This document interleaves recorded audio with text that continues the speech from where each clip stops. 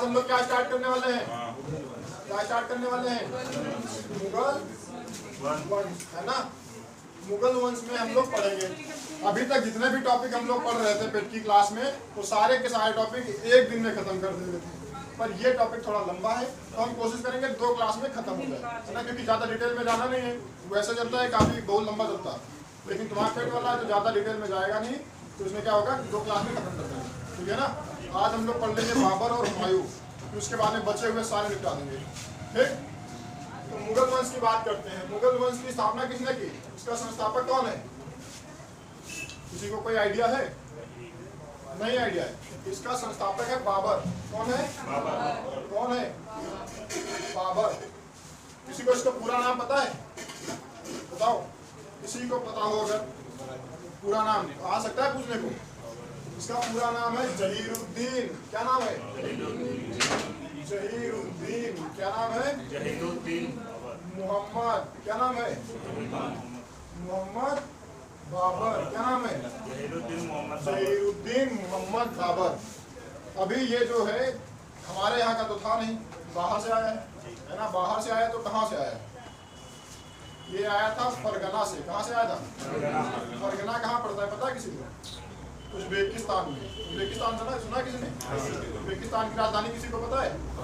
Tashkent. Uzbekistan की राजधानी Tashkent. वहीं पे हमारा एक समझौता भी हुआ था ताशकंद का, है ना। तो वहीं से आया है कौन? जहीरुद्दीन मोहम्मद बाबर। अब बात करते हैं इसके जन्म से, है ना। तो इसका जन्म कब हुआ? किसी को कोई आइडिया हो तो बताओ। हाँ, ये देखो आइडिया है। इसका जन्म कब हुआ है? इसका जन्म हुआ है वैलेंटाइन डे के दिन। किस दिन? वैलेंटाइन के दिन। वैलेंटाइन कब होता है? 14 फरवरी। तो इसका जन्म कब होगा?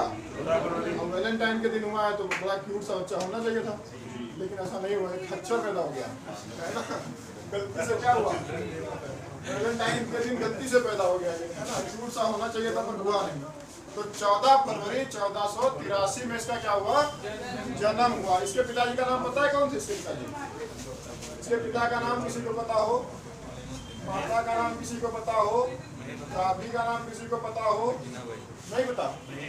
इसके पिताजी का नाम था उमर शेख मिर्जा। क्या नाम था? उमर शेख मिर्जा। और ये बहुत ही बड़े खानदान से रिलेट करते थे। इनके खानदान में एक बहुत ही आदमी, बहुत खच्चर आदमी हुआ था, उसका नाम था तैमूर लंग। क्या नाम था इसका? तैमूर लंग इसका नाम था, ठीक है। तो मत क्या बता नहीं, कोई बात नहीं, साथ में लिखना है हमको क्योंकि हमारे पास टाइम कम है ना। तो तैमूर लंग के खानदान से रिलेट करता था कौन? उमर शेख मिर्जा। ये तैमूर लंग बहुत ही खच्चर आदमी था। अभी तुमने देखा होगा हमारे यहाँ भी एक तैमूर है, पता है ना, बहुत खच्चर आदमी है ये। अब बात करते हैं माता। किसी को पता है बाबर की माता का नाम क्या था? बोलो बोलो।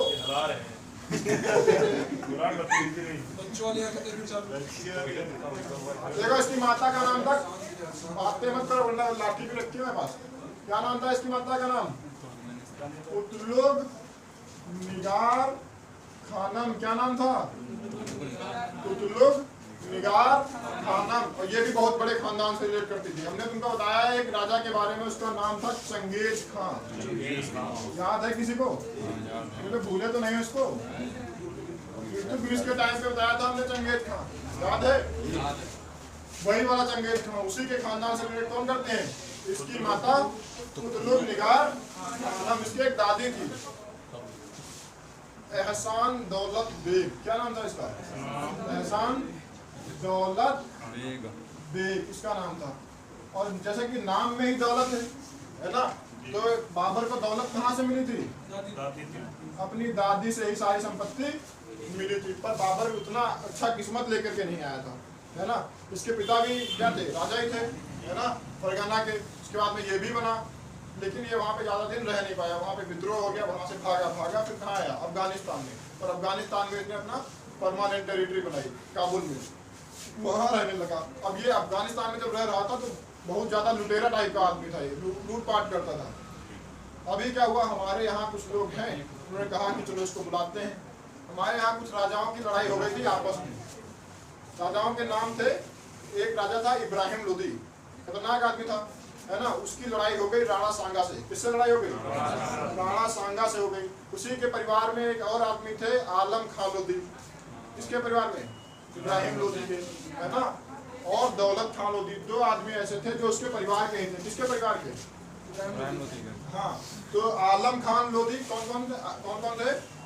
आलम खान लोदी और दौलत खान लोदी। कौन?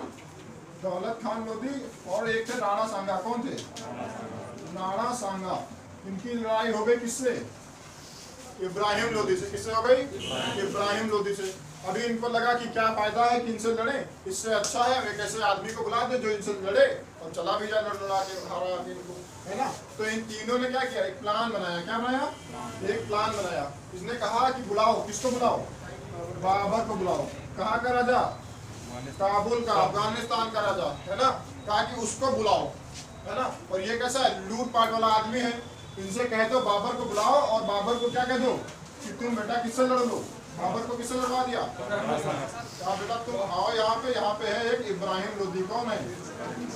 इब्राहिम लोदी, लोदी वंश का शासक था। कहा कि आओ बेटा तुम इनसे लड़ लो आके। किससे? इब्राहिम लोदी से। अब इब्राहिम लोदी से लड़ने के लिए बुलाया तो कहा तुम क्यों लड़े आके? उसने कहा कि यहाँ आओ के हिंदुस्तान में इतना पैसा है, इतना पैसा जहाँ तुम छोटी छोटी लूटपाट करते हो, यहाँ एक ही लूट में तुम्हारा सारा काम हो जाएगा। आओ तो कभी दिल्ली। उसको लगा कि चलो चलते हैं। अब ये भाई साहब आया और फिर लड़ाई हुई किससे? इब्राहिम लोदी से। इस लड़ाई को जानते हैं, किस नाम से जानते हैं? पानीपत। कौन सी लड़ाई? पानीपत। पानीपत की पहली लड़ाई के नाम से जानते हैं। कौन सी लड़ाई? पानीपत की पहली लड़ाई कब हुई थी? 1526 में। किसके बीच में? बाबर और इब्राहिम लोदी के बीच में। अच्छा, इसने दुनिया में सबसे पहले, मतलब हिंदुस्तान की बात करें, है ना, तो हिंदुस्तान में इसने सबसे पहले तुगलमा पद्धति का उपयोग इसी युद्ध में किया था। किस पद्धति का उपयोग? तुगलमा पद्धति। क्या होता है तुगलमा पद्धति? देखो इसमें क्या होता है, एक तरफ से हमारे यहाँ जितने भी राजा होते थे पूरी सेना ला करके ऐसे खड़ा कर देते थे, है ना। ये इधर से एक पूरी सेना करी। इसने क्या किया? इसने अपनी सेना को ऐसे नहीं खड़ा किया, इसने अपनी सेना को ऐसे खड़ा किया, है ना। कि ऐसे गोल बना करके चीरते हुए घुस जाएंगे अंदर, है ना। जैसे देखा था मिसाइल होती आगे से नुकीली होती, तो उसने अपनी सेना को बना दिया। कहा कि ऐसे आप घुसते हुए चले जाओ अंदर, पूरा तोड़ खा मचा दो। तो इसी को क्या कहते हैं? तुगलमा पद्धति। तो सबसे पहले तुगलमा पद्धति का हिंदुस्तान में प्रयोग किसने किया? उस्मानिया पद्धति एक होती है। कौन सी पद्धति?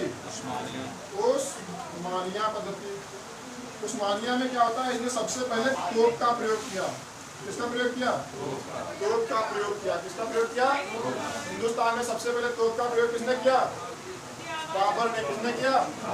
बाबर ने। इसके 2 तोपची थे।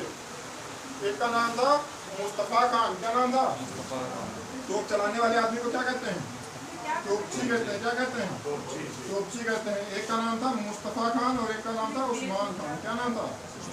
उस्मान खान और मुस्तफा खान। क्या नाम था? लिख लोगे इधर, समझ में आ जाएगा क्या लिखा है। इसके 2 बहुत फेमस तोपची थे, बहुत एक्सपर्ट थे। निशाना ऐसा लगाते थे कि आंख में अगर तोप का गोला मारना हो तो आंख पे निशाना लगा दें, है ना। अब तुम चाहे वो आंख ऐसे घुमा लो इधर तो ऐसे सामने से आके लगेगा। मतलब समझ रहे हो, निशाना बहुत तगड़ा था इनका। कौन कौन? उस्मान खान और मुस्तफा खान। तो मुस्तफा खान और उस्मान खान किसके तोपची थे? बाबर के। हिंदुस्तान में सबसे पहले तोप का प्रयोग किस युद्ध में किया गया? पानीपत के प्रथम युद्ध में। किसके किसके बीच में हुआ था? बाबर के बीच में, बाबर और इब्राहिम लोदी के बीच में। दुनिया हिंदुस्तान में सबसे पहले शासकों ने अगर तोप देखा तो इसी युद्ध में देखा। अभी इनको तोप से बचने का कोई आइडिया था ही नहीं। अब जब तोप चल रही है युद्ध में तो सोचो हम लोग यहाँ से हाथी घोड़े लेकर के जाते थे। अभी तोप दगेगा तो एकदम से भड़ाम की आवाज आएगी, आएगी नहीं आएगी? और जब भी भड़ाम की आवाज आएगी तो घोड़े तो भड़क जाएंगे और हाथी भी भड़क जाएंगे, नहीं भड़क जाएंगे? हमारे यहाँ के हाथी घोड़े भड़कने लगे, है ना। वो आपस में इधर जो बैठा होता था उसी को गिरा दे रहे थे क्योंकि वो चौंक जाते थे एकदम से, इतनी आवाज सुनी नहीं थी कभी। तो क्या हुआ? इस चक्कर में हमारे यहाँ की जो इब्राहिम लोदी थे वो हार गए। कौन हार गया? इब्राहिम लोदी हार गए। जीता कौन? बाबर जीत गया। कौन जीत गया? बाबर जीत गया। इतना समझ में आया? इस युद्ध को जब उसने जीता तो उसने बहुत सारा पैसा लूटा, क्योंकि वो इसीलिए तो आया था, है ना। इसने क्या किया, इतना सारा पैसा लूटा कि जब ये बाबर वापस गया कहाँ, अफगान, कहाँ गया, जब ये वापस अफगान गया तो इसके पास इतना पैसा था कि ये ले नहीं जा पा रहा था, इतना पैसा था इसके पास, ले जाने के लिए गाड़ियां कम थी, है ना, बहुत पैसा इसने लूट लिया, ठीक है। और जब ये वापस गया तो अपने यहाँ अफगान में इसने चांदी के सिक्के खुलेआम बंटवा दिए। क्या बताए, चांदी के सिक्के, क्या बताए, चांदी के सिक्के। कहा कि भैया ले लो, कोई दिक्कत नहीं है, कोई टेंशन ही नहीं, मुझे कितना लूट तुमको चाहिए, खुलेआम बंटवाए चांदी के सिक्के। कहा बहुत लूट के लाए हैं, क्योंकि वहाँ इतना पैसा होता ही था, हिंदुस्तान से लूट के ले गए थे, हिंदुस्तान को कहते थे सोने की चिड़िया, है ना, तो सोने की चिड़िया से चांदी के सिक्के लूट के ले गया था ये। और चांदी के सिक्के अफगान में खुले तौर पे बंटवाए, कहा कि बांटो सबको, सबको बांट दो, है ना, इतना बिल्कुल निधड़क में बंटवाया, इसने कोई टेंशन ही नहीं थी इसको। इसलिए इसको यहाँ पे उपाधि क्या मिल गई, कलंदर की उपाधि मिल गई। क्या उपाधि मिली, कलंदर की उपाधि किसको मिली, बाबर को। क्यों मिली, चांदी के सिक्के बंटवाए, क्योंकि इसने, कलंदर उसको कहते हैं ना जिसको कोई टेंशन ही ना हो, दमादम मस्त कलंदर, समझना है नहीं सुना, जिसको कोई टेंशन ही ना हो। तो इसको कोई टेंशन नहीं थी, कहा बांटो, जितना बांटना है बांटो, अभी खत्म हो जाएंगे दोबारा फिर चलेंगे वहां में, है ना, फिर लूट लाएंगे, बहुत पैसा है वहाँ पे। तो इसने खूब सारे चांदी के सिक्के बटाए। किस युद्ध के जीतने के बाद में, किस युद्ध के खुशी में चांदी के सिक्के बटाए। और कलंदर की उपाधि इसको किस युद्ध के बाद में मिली, अभी इसको एक और उपाधि मिलेगी, गाजी की उपाधि। पहले इतना छापो फिर बताते हैं। बात कर रहे हैं बाबर की, तो बाबर देखो, बाबर ने अपने जीवन काल में एक ही काम किया है, वो है युद्ध। इस बंदे ने केवल युद्ध ही युद्ध किए हैं, हर साल युद्ध किया, छूटा ही नहीं है। अगला साल कौन सा आ जाएगा, 1527 में इसने किया खानवा का युद्ध। कौन सा युद्ध, खानवा का युद्ध। किसके किसके बीच में हुआ, बाबर के बीच में और राणा सांगा के बीच में। किसके बीच में, राणा सांगा के बीच में। ये वही वाले भाई साहब हैं जिन्होंने बुलाया था बाबर को, है ना, इन्होंने कहा था कि आओ इब्राहिम लोदी को हराओ और फिर लूट के लेके वापस चले जाओ। उसने कहा कि ठीक है, लूटा का दोबारा फिर से आ रहे हैं, है ना, हाँ फिर लूटेंगे, हम जाएंगे ही नहीं, यहाँ इतना ज्यादा पैसा है तो हम वहाँ काबुल में बैठ के क्या करेंगे, वहाँ खच्चर लोग हैं, यहाँ हम पैसों पे लेंगे आराम से, कहा कि हम आ रहे हैं। अभी राणा सांगा का साथ देने के लिए आगे भाई साहब एक और थे, मेदिनी राय। क्या नाम था, मेदिनी राय। अब भाई साहब दोनों लोग हिंदू हैं, ये दोनों एक साथ में हैं, है नहीं है, ये हिंदू हैं और ये इस्लामिक हैं। अभी यहाँ पे लड़ाई हिंदू और मुसलमान की हो गई थी, है ना। शुरुआत में जब युद्ध हुआ तो राणा सांगा राजपूत शासक थे और राजपूतों में ऐसा कहा जाता है कि युद्ध लड़ना उनका खेल है ना, तलवारबाजी उनके लिए खेल, लड़ाई लड़ना उनके लिए कोई बड़ी बात नहीं थी। राणा सांगा चाहते तो इब्राहिम लोदी को हरा सकते थे, पर उन्होंने बाबर को बुलाया, इसलिए कहा कि बेकार में क्यों टेंशन मोल लेना, है ना, थोड़ा बहुत लूटेगा, लूट के चला जाएगा। लेकिन ये खच्चर आदमी निकला, थोड़ा बहुत लूटा नहीं, इसने कहा कि हम आ रहे हैं, वहीं पे रहेंगे, है ना, तो दोबारा से आ गया। अभी ये राणा सांगा से ही लड़ने आया, क्योंकि उस समय राणा सांगा से बड़ा हिंदुस्तान में कोई इतना बड़ा, इतना महान शासक नहीं था। इसको पता था कि राणा सांगा को हरा देंगे तो मेरा यहाँ पे रुकना आसान हो जाएगा, तो इसने राणा सांगा को ही टारगेट बनाया। और 1527 में कहा गया, खानवा में, और कहा कि चलो राणा सांगा आओ भाई चल लाएंगे, है ना, बुलाया राणा सांगा को। अब राजपूत भी इतने तो कमजोर थे नहीं, उन्होंने ऐसी टक्कर दी है बाबर को कि बाबर की धज्जियां उड़ने लगी। क्या हुआ, बाबर हारने लगा, है ना, इसके सैनिक इतना ज्यादा त्रस्त हो गए कि वो हार मान चुके थे, सब वापस जा रहे थे, भाग रहे थे। फिर लास्ट में बाबर ने क्या किया, यहाँ पे इसने नाम दे दिया धर्म युद्ध का। क्या कह दिया, कि अभी ये धर्म युद्ध है ना, कि ये हिंदू लोग तुमको कैसे हरा सकते हैं। कहा कि तुम इस्लामिक होकर के हार कैसे मान सकते हो। इस युद्ध को इसने, खानवा के युद्ध को इसने क्या कहा, धर्म युद्ध कहा। और इस्लाम में धर्म, हमारे यहाँ धर्म युद्ध कहते हैं, वहाँ पे कहते हैं जिहाद। क्या कहते हैं, जिहाद। तो सबसे पहले जिहाद का नारा किस युद्ध में दिया गया, खानवा के युद्ध में। अब जब भी बात धर्म की आ जाती है तब लोगों में पागलपन सवार हो जाता है, फिर वो कोई बात सुनते नहीं है। फिर इसने ऐसा ही किया, कहा कि बेझिझक तुमको शराब बांटी जाएगी, तुम टेंशन मत लो, तुमको धर्म युद्ध करना है, तुम लड़ाई करो, है ना, तुम हार नहीं मान सकते। अभी सेना में पूरा आक्रोश हो गया कि ऐसे कैसे हार सकते हैं, मारेंगे। अब दोबारा से जब सेना ने आक्रमण किया राणा सांगा के ऊपर, तब बाबर की सेना जब पागलों की तरह टूटी, तब वो हावी होने लगी, है ना, और इसमें उसने जीत हासिल कर ली। कौन जीतेगा, बाबर जीतेगा। क्यों जीता, क्योंकि उसने जिहाद का नारा दिया था। काहे का नारा दिया था, जिहाद का नारा दिया था। काहे का, जिहाद का नारा दिया था। किस युद्ध में, खानवा के युद्ध में। इसी युद्ध के बाद, इसी युद्ध की विजय के बाद इसने अपने आप को उपाधि दी गाजी की। काहे की उपाधि? गाजी की उपाधि। गाजी का मतलब जानते हो? गाजी मतलब जानते हो क्या होता है? नॉन मुस्लिम्स को मारने वाला, है ना। गाजी का मतलब क्या होता है? हाँ, जो मुस्लिम नहीं है उन सबको मारने वाला। तो उसने कहा कि मैंने मारा है इन लोगों को, है ना, तो मैं क्या हूँ? गाजी हूँ। तो गाजी की उपाधि उसने कब धारण की? खानवा के युद्ध विजय के बाद। अभी बारी किसकी आती है? अभी ये राणा सांगा का गेम खत्म। अभी कौन बच गया? मेदिनी राय बच गए थे, है ना। कहा तुमको भाई साहब बहुत ज्यादा चुल है दूसरों के में उंगली करने की, है ना। हमारा युद्ध राणा सांगा से था, तुम कहे आए थे? कहा कि अभी तुमसे मिलते हैं। तो अगला युद्ध कौन सा हुआ? चंदेरी का युद्ध। कौन सा युद्ध? चंदेरी का युद्ध। अब इस युद्ध में क्या हुआ? इस युद्ध में बाबर किससे लड़ा? बाबर लड़ा मेदिनी राय से। किससे लड़ा? मेदिनी राय से लड़ा। कहा कि भाई साहब तुमको दूसरे के में उंगली करने में ज्यादा मजा आ रहा था, आओ भी तुम्ही मैदान में आओ। तो जैसे ही ये मैदान में आया, मेदिनी राय की इतनी कहाँ हिम्मत थी, जो राणा सांगा को हरा के आया उससे कहाँ जीत पाते। तो इस युद्ध में कौन जीत गया? बाबर जीत गया, क्योंकि बाबर के पास पागलों वाली सेना थी। कैसी सेना थी? पागलों वाली सेना थी। अभी बाबर आगे बढ़ेगा। कहाँ बढ़ेगा? अभी घाघरा का युद्ध कराएंगे। घाघरा का युद्ध कब होगा? 1529। कौन सा युद्ध? घाघरा का युद्ध। देखो तुम लोगों को ज्यादा डिटेल में नहीं ले जाते, तुमको पता है ना, क्योंकि खत्म भी करना है और ये टॉपिक बड़ा है ना, तो ज्यादा डिटेल में नहीं सुनेंगे। अब घाघरा का युद्ध में क्या होगा? घाघरा के युद्ध में बाबर खुद नहीं गया, इसने अपनी सेना भेजी। क्या भेजा? अपनी सेना भेजी। तो ये अफगान का था, तो इसकी सेना का नाम हो गया अफगानी सेना। क्या नाम हो गया? तो एक तरफ कौन था? अफगानी सेना थी, है ना, और एक तरफ बिहार में भी कुछ अफगानी पहले से रह रहे थे, है ना, तो वो थे। तो दूसरी तरफ क्या हो गई? बिहारी सेना हो गई। कौन सी हो गई? बिहारी सेना।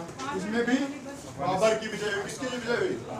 बाबर की विजय हुई। अफगानी सेना की विजय हो गई। बाबर हार ही नहीं रहा था। बाबर ने जितने भी युद्ध लड़े जीतता ही जा रहा था, जीतता ही जा रहा था, कभी उसने हार मानी ही नहीं, है ना। इसके 4 बेटे थे। बेटे पता है इसके? बाबर के युद्ध खत्म हो गए, है ना। बेटों की बात करें, इसके बेटे कौन थे? इसके कितने बेटे थे? 4। वे बातें नहीं। कौन कौन से बेटे? सबसे बड़ा बेटा था हुमायूं। कौन था? हुमायूं, है ना, ऐसे। फिर कामरान। क्या नाम था? कामरान। एक का नाम था अस्करी। क्या नाम था? और एक था हिंदाल। क्या था? हिंदाल। सबसे बड़ा बेटा हुमायूं। तो अगला शासक कौन बनेगा? हुमायूं बनेगा। अभी बात करते हैं बाबर की मृत्यु की। तो किसी को पता है बाबर की मृत्यु कब हुई? हाँ, बिल्कुल सही। इसकी मृत्यु, बाबर की मृत्यु कब हुई? बाबर की बात करें, इसकी मृत्यु कब हुई? 1530 में। कहाँ पे हुई? हिंदुस्तान में हुई, है ना। तो इसको दफनाया कहाँ जाएगा? हिंदुस्तान में दफनाया जाएगा। इसको दफनाया गया कहाँ पे? दफनाया गया इसको आगरा में। आगरा में इसने एक बाग लगवाया था, है ना, उसी बाग में इसको दफनाया गया। लेकिन फिर बाद में पढ़ा गया कि इसने अपनी एक आत्मकथा लिखी थी। उसकी आत्मकथा क्या थी? इसने अपनी आत्मकथा खुद लिखी थी। आत्मकथा। इसकी आत्मकथा कौन थी? किसी को पता है? इसकी आत्मकथा का नाम था तुजुक-ए-बाबरी। क्या नाम था? तुजुक-ए-बाबरी। ये किस भाषा में थी? तुर्की भाषा में। किस भाषा में थी? तुर्की भाषा में। तो तुर्की भाषा में इसने अपनी एक किताब लिखी थी, आत्मकथा लिखी थी। उस आत्मकथा का नाम था तुजुक-ए-बाबरी। जब वो किताब पढ़ी गई, लोगों ने पढ़ा उस किताब के बारे में, तो उस किताब में लिखा था कि मैं जब भी मरूं तो मेरी ख्वाहिश है कि मुझे मेरे सबसे फेवरेट शहर काबुल में दफनाया जाए। कहाँ दफनाया जाए? काबुल। तो लोगों ने तो कहा कि जो आगरा में दफन हो गया है, यहाँ खोदो, इसको निकालो, है ना। और यहाँ से निकाल करके इसको कहाँ ले गए? काबुल में। तो अभी बाबर की समाधि कहाँ पे बनी हुई है? काबुल में बनी हुई है। कहाँ पे बनी हुई है? काबुल में बनी हुई है। बाबर की आत्मकथा तुजुक-ए-बाबरी पूछी जाएगी किस भाषा में बनी है। ये भले ही ना पूछा जाए बाबर की आत्मकथा क्या है, तो डायरेक्ट क्वेश्चन ये आएगा कि तुजुक-ए-बाबरी किस भाषा में है? तो तुर्की भाषा में है। अच्छा, तुर्की भाषा से इसका अनुवाद किया गया है फारसी भाषा में, है ना। और जब फारसी भाषा में अनुवाद किया तो किसने किया? यहाँ है अब्दुल रहीम। किसने किया है? अब्दुल रहीम खाने खाना। क्या नाम है? खाने खाना। वो तुमको घर जाके खाना नहीं खाना है, इनका नाम है। क्या नाम है? अब्दुल रहीम खान ने खाना। और जब इन्हें फारसी में अनुवाद किया तो इसका नाम बदल दिया। क्या नाम रख दिया? इसका नाम रख दिया बाबर नामा। क्या नाम रखा? बाबर नामा। क्या नाम रखा? बाबर नामा। बाबर नामा किसकी आत्मकथा है? बाबर की आत्मकथा है। किस भाषा में है? अरे फारसी भाषा में है। ये फारसी भाषा वाली है बाबरनामा। बाबरनामा किस भाषा में है? फारसी भाषा में। तुजुके बाबरी किस भाषा में है? तुर्की भाषा में। तुजुके बाबरी को किसने लिखा? बाबर ने खुद लिखा है। और बाबरनामा को किसने लिखा? अब्दुल रहीम खान ने खाना। खानवा का युद्ध कब हुआ? 1527 में। किसके किसके बीच में हुआ? बाबर और सादा शाहजहां के बीच में हुआ। जीता कौन? सबसे पहले धर्म युद्ध यानी जिहाद का नारा किसमें दिया गया? खानवा के युद्ध में। अगला युद्ध होता है 1528 चंदेरी का युद्ध। चंदेरी का युद्ध किसके किसके बीच हुआ? बाबर और मेदिनी राय के बीच में। कौन जीता? बाबर जीत गया। अगला युद्ध हुआ 1529 किसके किसके बीच में? घाघरा का युद्ध हुआ किसके किसके बीच में? अफगानी सेना और बिहारी सेना के बीच में। जीता कौन? अफगानी सेना जीत गई। बाबर की मृत्यु जन्म वैलेंटाइन डे। जन्म कौन सा था? हाँ 14 फरवरी 1483। कहाँ पे हुआ था? फरगना में। फरगना कहाँ पड़ता है? उज्बेकिस्तान में। उज्बेकिस्तान की राजधानी ताशकंद। आपको इतना देखो। अगला शासक कौन हो जाएगा मुगल वंश का? हुमायूं। बड़ा बेटा बाबर का कौन था? हुमायूं है ना। अभी हुमायूं क्या बनेगा? कितने में? 1530 में बाबर की मृत्यु हुई नहीं हुई? तो इसके बाद में वही बन जाएगा राजा 1530 में ही, है ना। तो जैसे ये शासक बनता है तो क्या हुआ, एक बार गुजरात के शासक था, उसका नाम था बहादुर शाह। क्या नाम था? बहादुर शाह। उसने राजस्थान के साम्राज्य पे हमला कर दिया। वहाँ की रानी थी रानी कर्णवती। नाम सुना है? इधर ऐसे बना दें गुजरात, ये राजस्थान है, ये गुजरात है ना, मान लेना है ना। इधर ये दिल्ली है, यहाँ बाबर होगा, हुमायूं होगा। इधर रानी कर्णवती होगी। कौन होगा? कर्णवती है ना। और ये गुजरात है, यहाँ कौन होगा?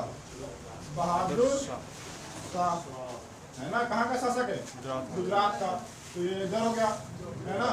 इसने क्या किया, कालिंजर में बुला करके किस पे हमला कर दिया?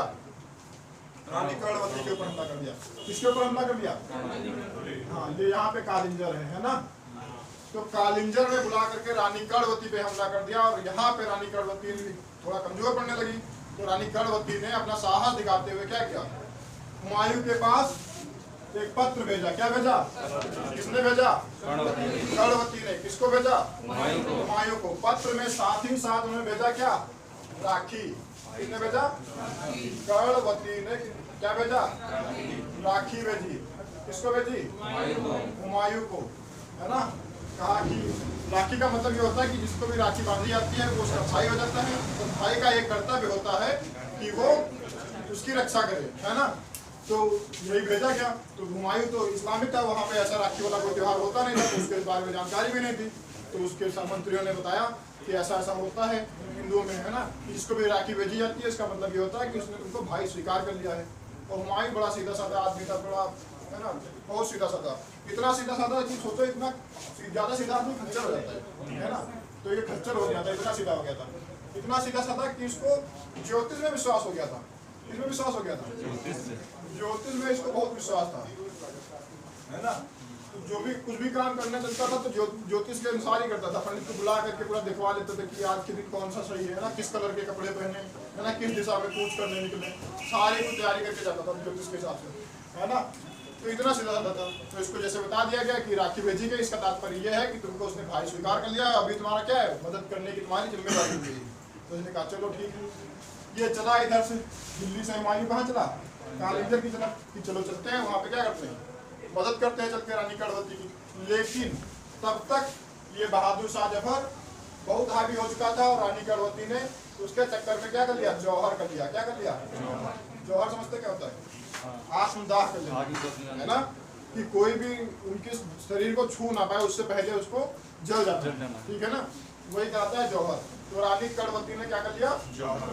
जौहर कर लिया। इस बात पे हुमायूं को बड़ा अफसोस हुआ, है ना, और गुस्से में जाकर के बहादुर शाह जफर को कालिंजर में इतना धोया है यहीं पे। और यहाँ पे कौन जीता? हाँ, तो कालिंजर का युद्ध किसने जीता? हुमायूं ने जीता। कालिंजर का युद्ध किसके किसके बीच में हुआ?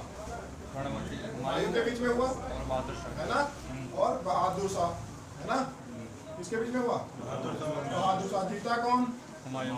हुमायूं जीत गया, है ना। थोड़ा गुस्से में गया था, पैसे तुमने मार दिया, आपको वेट तो करते हैं हमारा आने का, वेट नहीं किया तो उसने मारा, है ना। अगला फिर ये भी युद्ध किया, कहा कि चलो आ गए, राजा बन गए, हमारे पूर्वज जो हमारे पिताजी थे भी युद्ध किए, तो थोड़े बहुत युद्ध हम भी कर लेते हैं। अगला युद्ध कौन सा हुआ? अगला इसने युद्ध किया चौसा का युद्ध। कौन सा युद्ध? चौसा। सुना है नहीं सुना है? आम वाला चौसा नहीं है, ये चौसा जगह का नाम है। कौन सा युद्ध? चौसा का युद्ध। कब हुआ? 1539 में। कब हुआ? 1539 में। किसके किसके बीच हुआ? हुमायूं और, देखो इसकी सबसे बड़ी गलती है कि अपने जीवन काल में उसने यही किया था, है ना। इसने चौसा का युद्ध करके सबसे बड़ी गलती की। ये युद्ध हुआ हुमायूं के बीच में, किसके बीच में?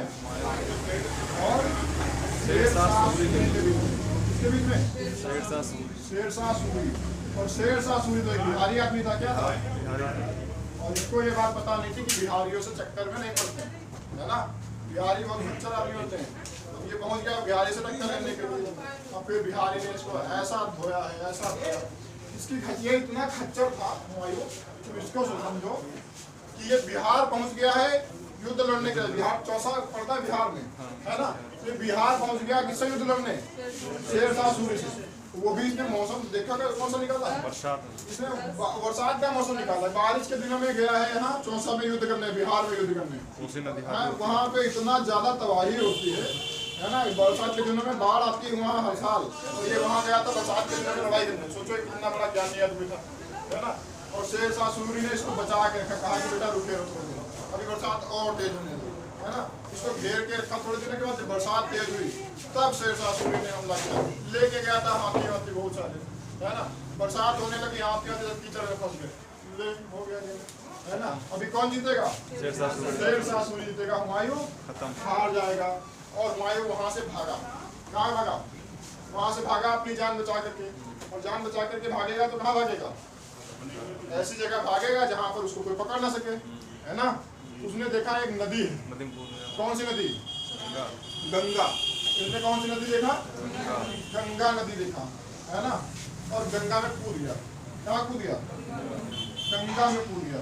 सोचो गंगा में वैसे ही इतना पानी है, और फिर बिहार में पहुंचा, वो भी बरसात के दिनों में। तबाही वाले सिचुएशन में होती है गंगा वहाँ, है ना। मतलब उफान बैठी एकदम, उसमें कूद गया खच्चर आदमी, है ना। डूबने लगा। क्या डूबने हो गया? अब गंगा में कूद जाओगे तो राजा, तुमको तैरना थोड़ी ना आता होगा, तो उसमें कूद गए। अब ये डूबने लगा, और वहाँ पर नदी बहुत उफान पे थी। कोई भी होता तो वहाँ पे कूदने की हिम्मत नहीं करता। ये कूद गया खच्चर। इसको मरने, इसको तमीज ही नहीं थी कि इसमें कूदेंगे तो बचेंगे, शेरशाह सूरी या कूद के मर जाएंगे। इसको कोई खबर ही नहीं बात की। बस इसको भागना था, वहाँ पे इतना डर गया था ये, भाग के गंगा में कूद गया। अभी इसको हो गया गड़बड़, अभी ये डूबने लगा, है ना।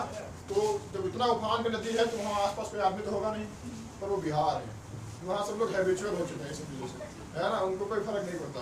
इतनी उफान पे जो नदी चल रही थी, उस उफान वाली नदी में वहाँ के मछुआरे मछली पकड़ते थे, है ना। उनको फर्क ही नहीं पड़ रहा था कि रोज देखते हैं, हर साल देखते हैं, वहीं बाढ़ आती है, तो आदत पड़ गई उनको। तो वहाँ पे एक सिहाबुद्दीन नाम का आदमी था। कौन? सिहाबुद्दीन नाम का आदमी था, है ना, मछुआरा था। तो सिहाबुद्दीन ने इसकी जान बचाई। किसकी बचाई? हुमायूं की जान किसने बचाई? सिहाबुद्दीन, है ना। तो सिहाबुद्दीन एक मछुआरा था। तो वहीं पे हुमायूं ने इससे वचन दिया था कि जब हम दोबारा से शासक बन जाएंगे, क्योंकि अभी तो हार गए, अभी शेरशाह हो गया, उसने कहा जब हम दोबारा से शासक बन जाएंगे तो तुमको एक दिन के लिए राजा बनाएंगे। क्या बनाएंगे? राजा बनाएंगे। एक दिन के लिए राजा बनाएंगे। तो एक दिन के लिए राजा कौन बना? एक दिन के लिए राजा बना कौन? सिहाबुद्दीन, है ना। सिहाबुद्दीन कौन था? मछुआरा था। एक मछुआरा था, लेकिन दिमाग इसमें भी था कि बिहार का है, और बिहार के अंदर टैलेंट होता है ना। उन्होंने कहा कि एक दिन के लिए राजा बनना है, क्या ही कर पाएंगे? कुछ नहीं कर पाएंगे, है ना। उसने कहा कि कुछ ऐसा काम कर देते हैं जिससे हमको जिंदगी भर याद करते हैं। जब भी यहाँ क्लास चले पेट की तो लोग हमको पढ़ाएं। सिहाबुद्दीन नाम का भी एक राजा था जो एक दिन के लिए राजा बना था, है ना। इसने क्या किया? एक दिन के लिए राजा बना। इसने कहा कि कोई बड़ा काम तो करा नहीं सकते हैं, छोटे काम कर देते हैं। इसने कहा सिक्के चलवाओ, और सिक्के चलवाए इसने कैसे? चमड़ा के सिक्के चलवाए, कहा है कि चमड़ा के सिक्के चलवाए। चमड़ा के सिक्के कितने चलवाए? शिहाबुद्दीन, है ना। तो शिहाबुद्दीन अगर ऑप्शन में नहीं होगा तो तुम ऑप्शन लगाना हुमायूं। किस चमड़ा के सिक्के किसने चलवाए? हुमायूं ने, क्योंकि वो एक ही दिन के लिए था, आगे कंटिन्यू किसने किया? हुमायूं ने किया। इसने कहा कि ऐसे सिक्के चलवाते हैं जो किसी ने चलवाए ना हो। सोने के बहुतों ने चलवाए, चांदी के बहुतों ने चलवाए, तांबे के बहुतों ने चलवाए, चमड़े के किसी ने नहीं चलवाए। कहा कि अपने लेवल के सिक्के चलवाते हैं, है ना, कि कुछ अलग ही करेंगे तभी तो दुनिया हमको याद रखेगी। वही करेंगे जो दुनिया कर रही है। चांदी के भी चलवा देंगे तो चांदी के पहले से चलते आ रहे हैं, सोने के चलवाएंगे सोने के पहले से चलते आ रहे हैं, है ना। तो हमारा क्या ही नाम होगा? उसने कहा कि चमड़े के चलवाओ, अभी सही रहेगा। तो शिहाबुद्दीन ने क्या किया? चमड़े के सिक्के चलवाए। अच्छा, ये घूम के आया, गया नहीं, कौन? हुमायूं। अभी ये 39 में हार गया था, है ना। 1540 में फिर घूम के आया, है ना। और युद्ध हुआ कन्नौज का युद्ध। कौन सा युद्ध? कन्नौज का युद्ध। कन्नौज का युद्ध किसके किसके बीच हुआ? हाँ, हुमायूं के बीच में और शेरशाह सूरी के बीच में। किसके बीच में? शेरशाह सूरी के बीच में। अभी कन्नौज पता है किसी को कहाँ पे? हमारे पड़ोस में ही है, यूपी में ही है ना। तो हमारे बहुत पड़ोस में है। अभी ये वाला युद्ध कौन जीतेगा? अब क्यों हुमायूं को जीतना चाहिए, लेकिन ये खच्चर आदमी है, फिर नहीं जीता। फिर शेरशाह सूरी जीत गया, क्योंकि वो बिहारी है। तो बिहारी इतनी जल्दी नहीं हार मानता, है ना। इस बार भी कौन जीत लिया? शेरशाह सूरी। और इस बार इतना इसने मारा है इसको पकड़ पकड़ के कि ये अभी दोबारा राजा बनने के लायक नहीं रह गया था। ये छोड़ के भाग गया। क्या किया इसने? ये हिंदुस्तान, ये 2 साल तक तो भटकता रहा। 40 में युद्ध हुआ, 1542 तक तो हिंदुस्तान में इधर उधर भटकता रहा, दिल्ली के आसपास दिखा नहीं, है ना। अपनी पत्नी लिए इधर उधर घूमता रहा। इसकी पत्नी का नाम पता है? हाँ? इसकी पत्नी थी हामिदा बानो बेगम। क्या नाम था? हामिदा बानो बेगम इसकी पत्नी का नाम था, है ना। इसकी पत्नी का नाम क्या था? हामिदा बानो बेगम। अच्छा, ये हामिदा बानो बेगम को भी लिए घूम रहा था, उसकी पत्नी थी, है ना। तो 2 साल तक हिंदुस्तान में इधर उधर घूमा। फिर क्या हुआ? इसकी पत्नी हो गई गर्भवती, है ना। उसके पेट में बच्चा था। तो इसने अपनी पत्नी को कहा कि अब तो तुमको इधर से ले जाना घुमाना ठीक नहीं है ना, बहुत हिंदुस्तान भ्रमण कर ली तुम, अभी तुम क्या करो, एक जगह रुक जाओ। तो इसने, एक राजा होते थे राजस्थान में, उनका नाम था वीरसाल। कौन होते थे? वीरसाल। तो वीरसाल के यहाँ अपनी पत्नी को छोड़ दिया और खुद निकल लिया वहाँ से, ताकि तुम रुको, हम जा रहे हैं, तो शेरशाह सूरी को ढूंढ ढूंढ के मारेगा, है ना। और अपना कहाँ भाग लिया? उनको यहाँ छोड़ के अपना कहाँ भागा? पहले तो गया है कहाँ? काबुल। कहाँ गया? अफगानिस्तान, जहाँ से इसके अब्बू जी आए थे। पहले तो वहाँ गया, वहाँ इसका कुछ गेम बना नहीं। उसने कहा चलो और आगे चलते हैं। और आगे जाएगा तो क्या पड़ेगा? ईरान पड़ गया। आगे क्या है? ईरान। ये और आगे बढ़ा तो ईरान पड़ गया। वहाँ पे एक राजा थे जिनकी एक बेटी इसको पसंद आ गई। उसने कहा यहीं से गेम पर रखते हैं, है ना। और उसने उसकी बेटी को फंसा लिया, है ना। और उसकी बेटी से क्या किया? दूसरी शादी कर दी। एक को यहाँ छोड़ के आया दूसरे के घर में, उनका रहने का कोई ठिकाना नहीं है, यहाँ पे दूसरे से शादी कर दी। ईरान के शासक की बेटी से शादी कर दी। अब शादी कर लिए तो जो भी यहाँ का राजा होगा वो ऐसे तो जाने देगा, क्योंकि तुम्हारे पास तो बचा नहीं है। तो उसने कहा कि चलो तुमको हम फिर से मदद करते हैं, तुम फिर से अपना साम्राज्य बनाना। तो यहाँ से ईरान की सेना ने मदद की इनकी, और ये फिर से ईरान की सेना लेकर के क्या आया? वापस हिंदुस्तान आया। कहाँ आया? वापस हिंदुस्तान आया। पहले इतना छापो फिर आगे बताते हैं। देखो अभी ये क्या कर, ये हुमायूं जो था हिंदुस्तान छोड़ के भाग गया था। कहाँ चला गया? ईरान। और वहाँ पे इसने धीरे सेना इकट्ठा करना चालू कर दिया था, फिर से अपने आप को समृद्ध करना चालू कर दिया था। लेकिन तब तक इधर शासन कौन कर रहा था? शेरशाह सूरी, है ना। तो शेरशाह सूरी भाई साहब, उनकी किस्मत ज़्यादा काम आई नहीं। क्यों नहीं काम आई? क्योंकि जो शेरशाह सूरी थे ना, उन्होंने सुना कि कालिंजर का एक किला है जिसमें युद्ध हुआ था अभी बहादुर शाह और हुमायूं का, है ना, रानीगढ़ होती है जहाँ पे मैंने सुनाया था। तो कालिंजर का एक किला है। कौन सा किला है? कालिंजर का, है ना। तो कहा कालिंजर में जो किला है वो अभेद्य है, उसको कोई भेद नहीं सकता है। तो जिसके कब्जे में होगा वो हार नहीं सकता इतनी जल्दी। तो कहा कि ये सही बात है, अगर कोई हार नहीं सकता तो हमको वाला चाहिए। और चाहिए मतलब क्या? उसने कहा कि ये वाला अगर हम ले लेंगे तो हो सकता है कोई हमसे छीन ले, दोबारा से फिर से आ जाए। तो उसने कहा कि ऐसा करते हैं, किला तोड़ ही देते हैं, किसी के काम आए ही ना, तो इसने क्या किया, कालिंजर के किले को तोड़ना स्टार्ट किया, है ना, और बम्बार्डमेंट करना स्टार्ट किया। खूब तोप के गोले उस पर आए, कुछ फर्क ही नहीं पड़ रहा था। आज भी कालिंजर का किला वैसे का वैसे है, इसने खूब तोड़ा अपने टाइम पे, है ना। इसने खूब तोप मारे, तोप के गोले चलाए किस पे, कालिंजर के किले पे। लेकिन भाई साहब एक गोला क्या हुआ, उससे टकरा करके वापस इसी पे आ गया, है ना।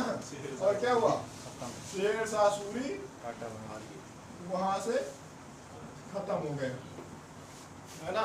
इसी का तोप का गोला वापस इसी के ऊपर आ गिरा और ये वहां से खत्म हो गया। ठीक है, अब बात करते हैं, तब तक वो उधर सेना अपने तैयार कर चुका था, है ना। धीरे धीरे वो आगे बढ़ते बढ़ते क्या हुआ, उसने कहा कि एकदम से नहीं जाएंगे हिंदुस्तान पे, क्योंकि अभी वहाँ पे है शेर शाह सूरी। उसने क्या किया, धीरे धीरे अपनी सेना बढ़ाते हैं, और सेना बढ़ाने के लिए उसने क्या किया, ईरान से निकले, क्योंकि ईरान पे तो हमला कर नहीं सकते, वहीं से तो निकले हैं, वहाँ पे कैसे हमला करेंगे। तो कहा कि अब आगे चलते हैं, पाकिस्तान पड़ेगा, अफगानिस्तान के बाद में क्या पड़ता है, पाकिस्तान। कहा पाकिस्तान चलते हैं, वहाँ पे हमला करते हैं। तो पाकिस्तान ने छोटे छोटे साम्राज्यों को जीतना स्टार्ट किया। पहला साम्राज्य जीता पेशावर, कौन सा जीता, पेशावर जीता, है ना। इसने लाहौर जीता, क्या जीता, लाहौर जीत गया। फिर आगे बढ़ा तो इसने पंजाब जीत लिया, क्या जीत लिया, पंजाब जीता, है ना। ऐसे बहुत सारे इसने छोटे छोटे साम्राज्य जीते। किसने, हुमायूं ने। ये जीत कौन रहा था, ये कौन जीत रहा था, हुमायूं जीत रहा था। कौन जीत रहा था, हुमायूं जीत रहा था। और ऐसे करते करते धीरे धीरे इसके पास सेना बड़ी हो गई नहीं हो गई। तो जब बड़ी सेना हो गई तो ये बड़ा हिंदुस्तान की तरफ भी चलो अब चलते हैं। तब तक 1545 में शेर शाह सूरी भी खत्म हो चुका था, तो इसका टेंशन भी नहीं रहेगा था, है ना। पर अभी भी शेर शाह सूरी भी अफगानी ही था, क्या था, वो भी अफगानी था। तो उसके और भी उसके आने वाले और बाद में वो लोग भी थे, तो उन लोगों ने शासन करना स्टार्ट कर दिया था शेर शाह सूरी के बाद में। तो अफगानी सेना तो अभी भी वहाँ पे थी, है ना, टक्कर बराबर की होगी। तो ये बड़ा आगे कहा कि चलो देखते हैं। फिर आया 1555, क्या आया 1555 में हुआ मच्छीवाड़ा का युद्ध। कौन सा, मच्छीवाड़ा का युद्ध। किसके किसके बीच में होगा, क्योंकि शेर शाह सूरी तो जा चुका है, अभी किसके बीच में होगा ये, हाँ, जो बाकी बचे हुए, क्योंकि शेर शाह सूरी भी अफगानी था, है ना। तो अफगान सेना तो यहाँ पहले से ही बसी हुई है ना। अफगान लोग हैं, और फिर कौन है, हुमायूं है। किसके किसके बीच में होगा, हुमायूं और अफगानियों के बीच में होगा। किसके किसके बीच में होगा, हुमायूं और अफगान के बीच में होगा। यहाँ पे हुआ क्या कि इसने अपने पत्नी, गर्भवती पत्नी को छोड़ के रखा था राजा वीर साल के यहाँ। वहीं वीर साल के यहाँ घर में ही जन्म लिया था हुमायूं के बेटे अकबर ने, है ना। तो वीर साल के ही यहाँ किसका जन्म हुआ था, अकबर का जन्म हुआ था, है ना। और वीर साल एक राजपूत शासक थे, है ना। और राजपूतों में हमने तुमको बताया कि वहाँ का खेल क्या है, तलवार चलाना, युद्ध करना उनका खेल होता है। तो ये उनके ही साथ में पला बड़ा था, तो इसने भी तलवार चलाना सीख लिया, है ना, युद्ध करना सीख लिया। फिर इसको पता लगा कि हमारे पिताजी आ रहे हैं, कहाँ आ रहे हैं, मच्छीवाड़ा में युद्ध लड़ने। उसने कहा कि हम भी जाएंगे, है ना। तो हुमायूं को सबसे पहले उसका बेटा कहाँ पे मिला, मच्छीवाड़ा के युद्ध में। तो यहाँ पे अकबर भी इसका समर्थन करने आ गया था, छोटा ही था, बहुत बड़ा नहीं था, पर वो समर्थन करने के लिए आ गया था कि पिताजी से मिलने जा रहे हैं, है ना। अभी हुमायूं का हौसला और बढ़ गया कि उसका पुत्र आ गया, भले ही छोटा था, ज्यादा कर नहीं सकता, पर उसका साहस बढ़ गया था कि हमारा बेटा आ गया है। तो इस चक्कर में ये वाला युद्ध कौन जीत गया, मच्छीवाड़ा का, अकबर और हुमायूं मिलकर के जीत गए। मच्छीवाड़ा का युद्ध हुमायूं ने जीता। कौन हार गया, अफगानी सेना हार गई थी। फिर इसने कहा कि चलो अब और करते हैं, बच्चे कुछ अफगानियों को भी खत्म करते हैं, सारे अफगानी खत्म करके ही मानेंगे। तो इसने तुरंत फिर से कूच बोल दी 1555 में ही, है ना। अगला युद्ध इसने किया सरहिंद का युद्ध। कौन सा युद्ध किया, सरहिंद का युद्ध। सरहिंद का युद्ध किसके किसके बीच में हुआ, हाँ, ये भी कौन होंगे, अफगान बचे हुए अफगान बताया ना, ये अफगान बचे वाले अफगान होंगे। और कौन होगा, एक तरफ हुमायूं। अभी इसका बेटा मिल गया तो क्या काहे लड़ने जाएगा, कौन लड़ने जाएगा, हाँ, अपने बेटे को भेजेगा, बेटा यार छोटा है उसका, हमने अभी बताया बहुत छोटा है वो, है ना। तो इसने अपने सेनापति को भेजा। इसका सेनापति था बैरम खान। कौन था, बैरम खान। बैरम खान किसकी तरफ से लड़ने गया था, हुमायूं की तरफ से, है ना। बैरम खान किसकी तरफ से लड़ने गया था, हुमायूं की तरफ से लड़ने गया था। और अफगानियों की तरफ से कौन था, अफगानियों की तरफ से अगला शासक था सिकंदर शाह। कौन था, सिकंदर शाह, है ना। इधर कहाँ लिखनी है लिखने का है ना। कौन था? सिकंदर शाह। तो अफगानियों की तरफ से सिकंदर शाह और मुगलों की तरफ से बैरम खां युद्ध लड़ा। बैरम खां बहुत ही योग्य सेनापति था। क्या था? बहुत ही योग्य था। और इसने ये वाला युद्ध जितवा दिया। किसको जितवा दिया? हुमायूं को जितवा दिया। ठीक है। फिर अब बात करते हैं उसका बेटा जो था। बेटा उसका कौन था? अकबर। उसने कहा कि अब हमने पूरा हिंदुस्तान जीत लिया, फिर से दिल्ली पे शासन हो गया उसका। हो गया कि नहीं हो गया? क्योंकि अफगानों का उसने क्या किया? खात्मा कर दिया, है ना। तो इसने बनाया अपने बेटे, उसका बेटा एक था अकबर। क्या नाम था? अकबर, है ना। अकबर को इसने आगरा का सूबेदार बना दिया। कहाँ का? आगरा का सूबेदार बना दिया, है ना। तो क्या बना दिया? छोटा था राजा तो बना नहीं सकता था, तो उसने सूबेदार बना दिया कि छोटे से साम्राज्य का तुमको क्या बनाते हैं? तुमको सूबेदार बनाया। कहाँ का सूबेदार अकबर को बनाया गया? आगरा का सूबेदार बनाया गया। इतना छापू। देखो हुमायूं ने 1555 में 2 युद्ध किए हैं। कौन कौन सा? एक मच्छीवाड़ा का और एक सरहिंद का। दोनों युद्ध उसने जीते। मच्छीवाड़ा में वो खुद गया था, जिसमें उसका बेटा मिला था वहाँ पे, है ना। और उसने वो युद्ध जीत लिया था। दूसरा सरहिंद का युद्ध हुआ था। सरहिंद के युद्ध में वो खुद नहीं गया, उसने अपने सेनापति बैरम खान को भेजा और वो वाला युद्ध भी वो जीत गया। फिर इसके साथ में होता है कोइंसिडेंस। दिल्ली में इसने बनवाया था क्या? दिल्ली में 3 पनाह। क्या बनाया था? 3 पनाह नाम में एक क्या बनाए थे? पुस्तकालय बनवाया था। क्या बनाया था? तो इसको मैंने बताया था ना, सीधा साधा आदमी था, तो इसको किताबें पढ़ने का शौक रहा हुआ होगा। तो ये इसने पुस्तकालय बनाया था। पुस्तकालय समझते हो? लाइब्रेरी। बहुत सारी किताबें। तो इसने दीन पनाह नामक एक पुस्तकालय बनवाया था। कहाँ पे बनवाया था? दिल्ली में। तो वहीं पे ये किताबें पढ़ रहा था और किताबें पढ़ते पढ़ते एकदम मगन हो गया। धीरे धीरे पढ़ते जा रहा था, चलते जा रहा था और खड़बड़ा गया। आगे जीना थे। क्या थे? जीना थे। और जीने से गिर करके खड़बड़ा के नीचे गिर गया, है ना। और दीन पनाह पुस्तकालय के सीढ़ियों से गिरने के कारण इसकी क्या हुई? मृत्यु हो गई। कब हुई? 1555 में तो युद्ध जीत के आया था और 56 में इसकी क्या हुई? मृत्यु हो गई। किसकी? हुमायूं की मृत्यु हो गई। हो गई कि नहीं हो गई? कैसे मृत्यु हुई पता है? दीन पनाह पुस्तकालय की सीढ़ियों से गिरने के कारण हुमायूं की मृत्यु हो गई। ठीक है ना। अब मृत्यु हो गई है तो इसको भी कहीं ना कहीं दफनाया जाएगा। तो इसका भी मकबरा बनेगा। क्या बनेगा? मकबरा बनेगा। अब ये मकबरा इसका कहाँ पे बना है? बताओ। लाल मस्जिद। इसके क्या कहते हैं? इसके मकबरा को क्या कहते हैं? लाल मस्जिद या हुमायूं का मकबरा। क्या कहते हैं? हुमायूं का मकबरा कहते हैं, है ना। क्या कहते हैं इसके मकबरा को? हुमायूं का मकबरा देखा है किसी ने? देखना, एकदम लाल कलर के पत्थरों से बना हुआ है ना, इसलिए उसको लाल मस्जिद भी कहते हैं और हुमायूं का मकबरा भी कहते हैं। ये बनवाया किसने? हुमायूं का मकबरा किसने बनवाया? नहीं, उनके लड़के ने नहीं, उनकी पत्नी ने बनाया। कौन बनाया? पत्नी कौन है? पत्नी थी इनकी हामिदा बानो बेगम। क्या थी? हामिदा बानो बेगम। तो उनकी पत्नी हामिदा बानो बेगम ने हुमायूं का मकबरा बनवाया था। अच्छा, इसकी भी जीवनी लिखी गई, क्योंकि बाबर ने अपनी आत्मकथा लिखी थी। आत्मकथा वो तो जो खुद लिख रहे होते हैं, और जीवनी वो जो होती है तुम्हारे बारे में कोई दूसरा लिखा। तो इसकी जीवनी लिखी गई, जिसने खुद नहीं लिखा था। तो क्या इसकी जीवनी लिखी गई? क्या लिखा गया था? ये कहाँ पर आता है हुमायूं का मकबरा? दिल्ली में भैया, दिल्ली में। ठीक है। जीवनी इसकी किसने लिखी? इसकी जीवनी लिखी है इसकी बहन ने। इसकी बहन कौन थी पता है? इसकी जीवनी लिखी है इसकी बहन ने। इसकी बहन का नाम था गुलबदन। क्या नाम था?